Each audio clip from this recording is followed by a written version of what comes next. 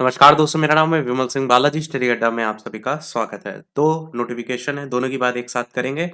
सबसे पहला नोटिफिकेशन आपका है जो कि विज्ञापन संख्या 27/2023 के अंतर्गत अध्यापक के पदों पर नियुक्ति हेतु दिनांक 7/12/2023 प्रथम और दूसरी पाली को जो आयोजित लिखित वस्तुनिष्ठ प्रतियोगिता परीक्षा हुई थी, उसमें जो भी सम्मिलित सभी अभ्यर्थी उनको ये सूचित किया जाता है कि वे दिनांक 15/12/2023 यानी आज की तारीख से लेकर के 21/12/2023 तक आयोग की जो वेबसाइट है ऑनलाइन bpsc.bihar.gov.in इस पर जाकर के स्वयं के जो डैशबोर्ड है उसमें लॉगिन करके जो अपना ओएमआर सीट है उत्तर पत्रक है उसको डाउनलोड कर सकते हैं। पिछली बार क्या हुआ था, ओएमआर सीट बहुत लास्ट में जारी हुई थी। इस बार सारा काम एकदम टाइम टू टाइम आपको देखने को मिल रहा है।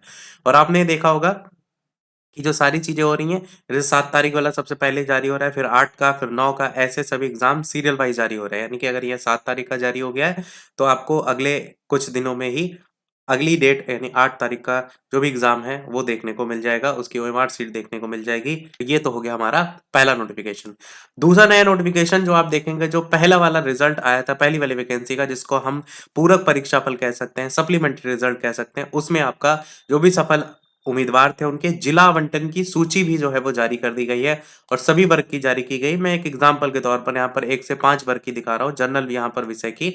बाकी यदि आपका उर्दू विषय हो या फिर आपका बांग्ला हो या तो आपका 9 से 10 हो या 11 से 12 हो तो आप अपने अकॉर्डिंग देख लीजिएगा। जैसे यहाँ पर आप देखेंगे तो यहाँ पर रोल नंबर लिखा है, जो प्रोविजनली अलॉटेड डिस्ट्रिक्ट है वो लिखा है, और ये भी ऊपर लिखा है कि 10/12/2023 को ये आपका पूरक परीक्षा फल जो है वो जारी हुआ था और उसी में ही जो भी आपने अधिमानता भरी थी उसी के आधार पर आपको औपंतिक रूप से आवंटित जिला यहाँ पर दिया गया है।